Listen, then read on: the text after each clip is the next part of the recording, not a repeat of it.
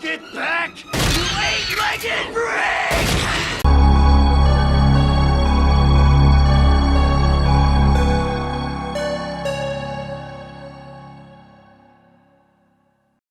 What's up, my fellow creepers and things that go bump in the night? Welcome back, back to another episode of Creature of the Night. I am your host, Toxin. Friendly neighborhood sinner. You should know what to do. Hit the subscribe button, ding that little bell to let you every time I upload, so you can keep up to date with me, guys. Let's go. This comes to us from the Devil's Play Box, the Devil's Play Chest, Australia, and only Australia I feel could produce this kind of film. And I'm speaking, of course, of Sting. It's all my fault. We have to deal with this together. What the? Sting. This takes place in New York during a snowstorm, so they're kind of like confined to this building, this apartment building. So you can already see how this is gonna go about. And this situation, I'm just letting you know, this is a spoiler review as well, guys. So if you do not want any spoilers and if you just want a quick rundown of the film and my opinion on it, check the description below for the link to my TikTok, and my spoiler-free review should be up as you are watching this one as well. So yeah, so make sure you go give me a follow over there as well. Guys, one thing I would have to jump to, I did not like about this film was it's an alien. And to me, I get it. I don't know. Maybe I'm just tired of aliens. I love creature features. They're one of my top horror films for me. But for this one, there is no backstory on why it crash lands on Earth and where it was coming from or what the situation is. Is it a scout? Is it just, what's the situation? Why did it land here? Why did it pick Earth? Is it just because we had life and it was just coming to explore what we had here and what it could do? Who knows? That's what I really don't like, because it's kind of like up for debate why it just landed here. It looks like a regular spider egg. If you've seen one of those like round, bumpy little balls that they have up in the corner somewhere, but it opens up like an egg from Alien. And out comes this spider, and it does resemble a Black Widow. So I was like, okay, at first watching it, I was like, okay, how did this Black Widow grow so big? It doesn't even matter, it's an alien. But it is pretty cool that it has talents. It really is talented. So not only its webs is not normal, it can shoot it and retract it really fast, and it's like abnormally sticky, and I believe it's kind of like acid laced a little bit just because of the burning when it does hit the flesh. That could be just me hearing things during the film, but that's what I took from it. And it actually has vocal cords, so it can not necessarily mimic voices, but it can mimic sounds. So I believe Charlotte, when she's on her phone, she's tweeting or she's doing something, she's posting somewhere, and the notification keeps going off, and the arachnid hears this, and that's like its food bell, like the food bell, to let it know that it's hungry. It would like make the Twitter noise, the little clicking noise, and that's how they would communicate to each other. But not only that, it can also mimic like dog noises, cat noises, which we would find in a normal apartment building. So you can already see how that's going to be used to its advantage. Not only does it have the fangs that it usually has, as an arachnid has, but it also has a lower jaw that opens up to resemble a huge jaw of fucking razor sharp teeth. I don't know if that's like normal to the arachnid anatomy, but to each his own. It was just creepy to see how it maneuvered its way through the air vents. One thing I was curious about was why it was called Sting.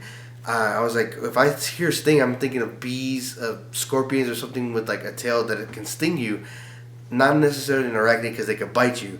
But seeing it is it's actually named after the sword that Bilbo Baggins uses in The Hobbit and then later passes on to Frodo Baggins. So I thought that was pretty cool. It was a nice little homage and a nice little nod that whoever the director or the writer that put that into the script, that it lets us know that they're a nerd too. So it just gave all around good vibes. So I enjoyed that.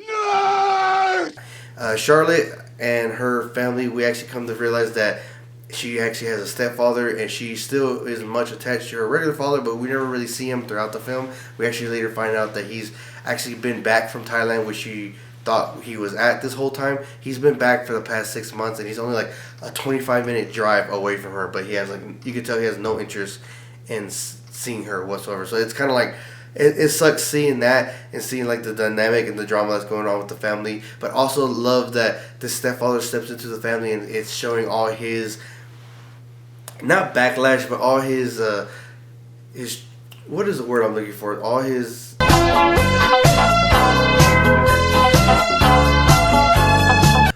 obstacles that he has to face while coming into a new family and being an outsider, like kind of living up to the dad, but in reality he's actually better than the dad, trying to be on Charlie's good side and like comfort her and show that he can be the best that he can be, while simultaneously raising his newborn child with his now woman. But they have their own careers and he's trying to establish his own career and get started. So and it shows that, and it also shows how much a man can take. This guy has a shitty job in this shitty apartment with a shitty boss who actually turns out to be his aunt-in-law.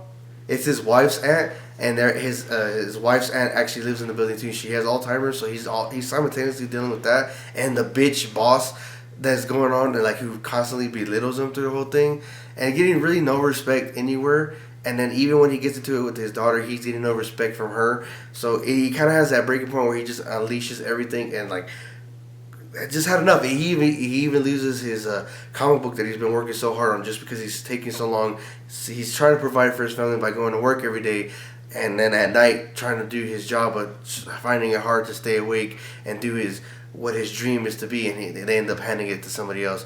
So it did show. I like that it showed, like, it actually made me do something that I haven't seen in a horror film in a long time. It actually made me connect with the characters and actually made me care for them and actually made me care if they lived or died. What did he say?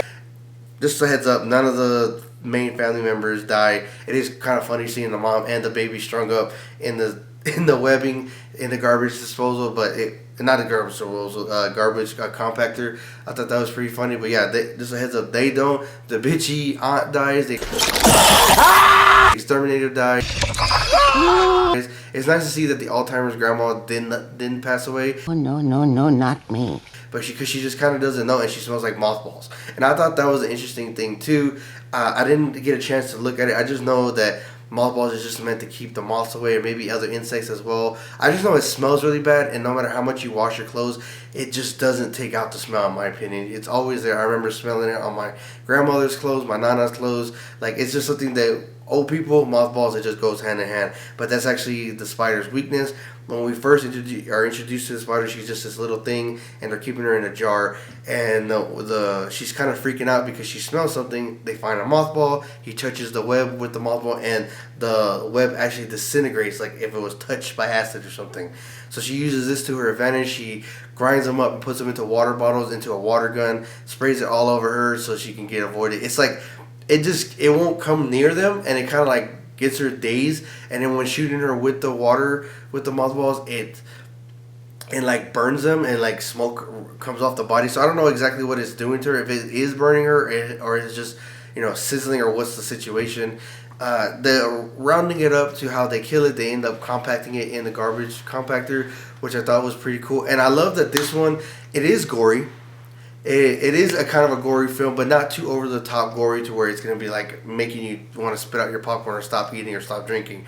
It's just the right amount of gore, and how would I put this? It doesn't really rely too much on the jump scares. There are a few, don't get me wrong, but it's just the suspense, the noises, the ambiance, the music that they rely on, and I think that's very old school horror movie, because they don't really rely on that too much no more.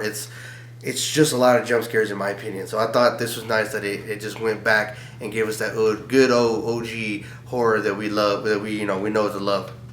And one thing too, I thought it was funny. It does that old school horror thing where it pans to the left after they kill the creature. The dad actually gets electrocuted, so they bring him back. But I thought cool, because the comic book, going back, is actually based off of Charlotte a little bit. And it's called Fangirl, and there's a part where she revives her dad, and I believe she says a chant, and then she counts 1, 2, 3, and it comes back to life. So they're trying to revive him, give him the Heimlich maneuver, not the Heimlich maneuver, the CPR, and it's not working. And she does this, and he comes back. So I thought it was a little cheesy, but I thought it was like just the right amount of cheesy that it was like, oh damn, dude, that's so awesome that they referenced the comic book in this. And then we get that OG camera movement where it pans to the left or pans to the right, and boom, we see a cluster of eggs. So is there going to be a part 2? I really hope so. It was funny. It was scary. It kind of kept me at the edge of my seat the whole time, guys. All around, I give it 2 thumbs up. I'm going to give it 7 out of 10 just because it really entertaining, but there are some things that it could have improved on. I would have liked a little bit more backstory about why it came to Earth to begin with. So yeah, guys, go check it out. It is in theaters. More to come, guys. Yeah, let me know what you thought about the film when you see it. Let me know what you thought about the review when you check this out. And if you're not sinning, you're not having fun. Beware the moon, guys.